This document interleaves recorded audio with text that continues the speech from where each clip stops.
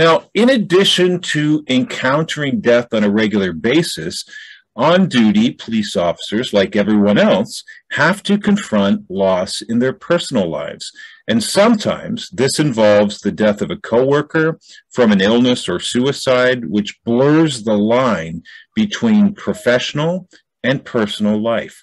And it is not uncommon, however, for police officers to tackle the emotional burden of grief from the loss of a loved one.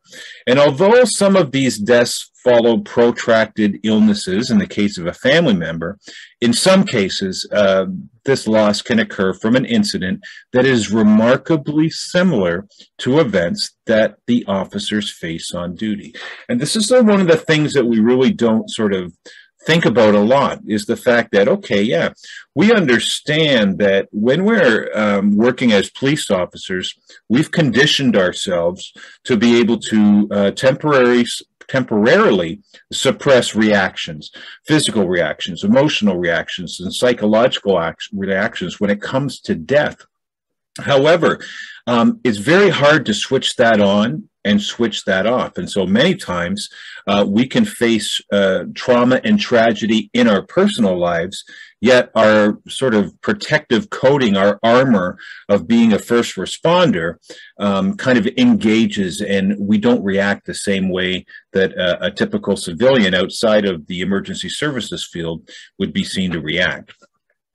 Now, in such instances, again, the separation between personal and professional life is extremely difficult to maintain, and officers find it difficult to grieve the loss of their loved one while attempting to continue working effectively.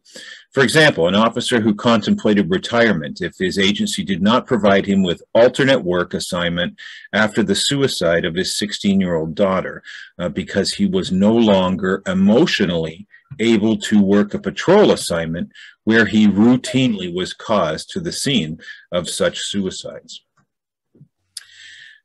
Now, looking at beyond traditional grief. So when the deaths accumulate on duty without the corresponding emotional impacts of off-duty losses, police officers may be unable to experience traditional forms of grief. The deaths encountered on duty do not usually evoke the sort of bereavement that one suffers following the loss of a loved one. Instead, what happens is these deaths contribute to other psychological reactions, which can significantly compromise officers' wellness. And these on-duty deaths fall into two categories. Now, the first is when officers are called to the scene of a death in which the decedent reminds the officer of someone from their personal life. And those of you that have taken critical incident stress debriefing, I recounted a story of a debriefing that I did where a person had sort of blocked out this portion of his involvement and how the incident affected him of the death of a young girl that was killed on a bicycle. And later on, we discovered that this girl was like a doppelganger to his own daughter. So as he's looking down at the victim, what he is actually seeing is his own daughter. So, for example, one officer shared that his heart stopped when he responded to a call in which a young child had drowned. And as he entered the residence's backyard, he saw the toddler wearing a swimsuit identical to his own son.